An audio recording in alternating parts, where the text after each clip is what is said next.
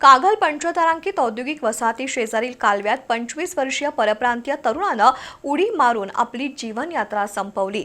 बुधवारी रात्री 7:30च्या सुमारास नशेच्या अवस्थेत या तरुणानं हे कृत्य केल्याची माहिती समोर आली आहे। जिल्हा आपत्ती व्यवस्थापन प्राधिकरणाच्या जवानांनी आज सायंकाळी या तरुणाचा मृतदेह कालव्यातून बाहेर काढून कागल पोलिसांच्या ताब्यात दिलाय।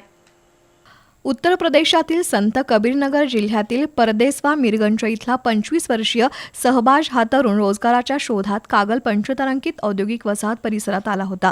बुधवारी रात्री दारूच्या नशेत त्यानं औद्योगिक वसाहती शेजारील कॅनॉलमध्ये उडी मारली। ही घटना त्याच्या एका नातेवाईक तरुणानं पाहिल्यानंतर त्यानं तातडीनं कागल पोलिसांना माहिती दिली। घटनेनंतर पोलिसांनी रात्री उशिरापर्यंत शोध मोहीम राबवली, मात्र सहबाजचा शोध लागला नाही। आज सायंकाळी 6 वाजण्याच्या सुमारास कागल पोलिसांनी जिल्हा आपत्ती व्यवस्थापनाच्या जवानांच्या मदतीनं यांत्रिक बोटीच्या सहाय्यानं कालव्यात शोधकार्य सुरू केलं। ज्या ठिकाणाहून सहबाजनं उडी मारली होती त्याच परिसरात त्याचा मृतदेह आढळला।